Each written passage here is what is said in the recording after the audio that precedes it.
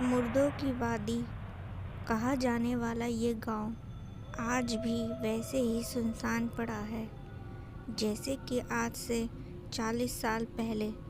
दरअसल में इस गांव में कहते हैं कि जिंदा मुर्दे भटकते हैं और अगर कोई भी इंसान गलती से भी भूला भटका इस गांव में चला जाए तो वहाँ रहने वाले मुर्दे उस जिंदा इंसान को भी अपनी तरह जिंदा लाश बना देते हैं। जानते हैं इस पूरी कहानी को। चलिए। ये एक काली अंधेरी रात थी। विष्णु अपनी बाइक पर जा रहा था और जाते जाते अचानक से ही उसने एक बोर्ड लगा देखा।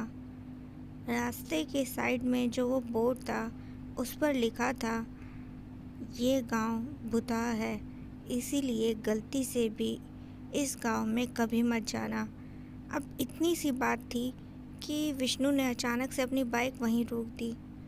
वो सोच में पड़ गया कि यार, अगर ये गांव भुतहा है तो यहाँ पर जाके देखना चाहिए, बड़ा मज़ा आएगा। आने वाली मुसीबत से अनजान विष्णु बिना सोचे समझे उस गांव में जैसे ही पहुँचता है तो सबसे पहले उसे एक आदमी, बूढ़ा आदमी खांसते हुए एक घर के सामने बैठा हुआ मिला। विष्णु ने सोचा, लगता है इस गांव के बारे में जो बातें कही गई हैं वो सब झूठी है। यहाँ तो अच्छा खासा एक आदमी बैठा है, चलो इसी से चलकर कुछ इस बारे में बात की जाए। विष्णु जो था उस आदमी के पास पहुँचा और उससे बातचीत करने लगा। बोला, बाबा, इस गांव के बारे में तो बाहर बोर्ड पर लिखा था कि ये मुर्दों का गांव है, लेकिन यहाँ देखकर तो ऐसा कुछ भी नहीं लगता। तो इस पर उस बूढ़े आदमी ने कहा, वहाँ क्या लिखा है ये मैं नहीं जानता, लेकिन तुम्हें क्या दिखाई दे रहा है वो तुम कह चुके हो, तो फिर मुझसे क्यों पूछते हो। तो इस पर विष्णु हंसने लगा और कहने लगा, अरे बाबा, बस मैं तो ऐसे ही पूछ रहा था। तभी विष्णु को थोड़ा प्यास का एहसास हुआ तो उसने उस बूढ़े बाबा से कहा, बाबा क्या कुछ पानी मिल सकता है? काफ़ी देर से बाइक चलाने की वजह से बड़ी प्यास लग रही है, मौसम भी कितना गर्म है। तो उस बूढ़े आदमी ने कहा, हाँ क्यों नहीं। तो तभी जो है उसने आवाज़ लगाई। तो आवाज़ लगाने पर जो था, घर के अंदर से एक औरत हाथ में पानी का गिलास लेकर वहाँ पहुँचती है। तो विष्णु ने उसे देखा तो वो काफ़ी यंग थी। तो उसने कहा, ये कौन है बाबा? तो उस बूढ़े आदमी ने कहा, ये मेरी बहू है, बेटा नौकरी पर गया है। घर का दरवाज़ा खुला था। उस खुले दरवाजे से विष्णु ने जैसे ही अंदर देखा तो देखा कि दो छोटे बच्चे आपस में झगड़ रहे थे। तो इसके बाद जो था, विष्णु पानी पीता है तो उसे उस पानी में कुछ अजीब सा लगता है।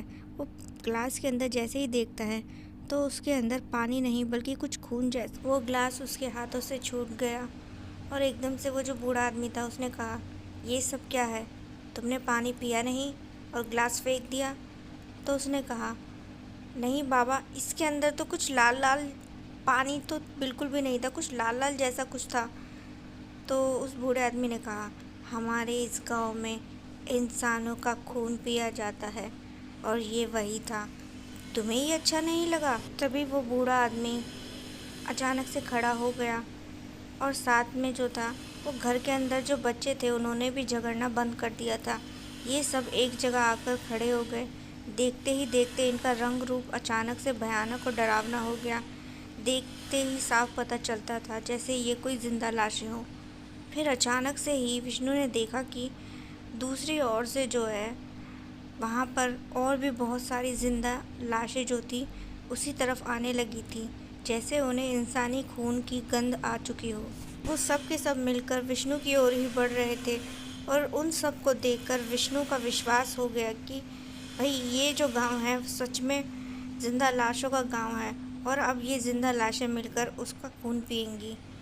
तो वो जो था एकदम से घबरा सा गया, पर उसकी खुशनसीबी ये थी कि वो उस वक्त जो था उस गांव की सरहद के पास ही खड़ा था। तो ये मौका पाकर उसने जो था तुरंत ही अपने कदम जो थे बड़े बड़े रखते हुए उस गांव की सरहद की ओर पार करने के लिए बढ़ा दिए। और जैसे ही वो उस सरहद से जाने के लिए लगा, तभी जो है वो सारी जिंदा लाशें वहां आ गई, लेकिन विष्णु जैसे ही उसकी सरहद से बाहर निकला वो बच गया।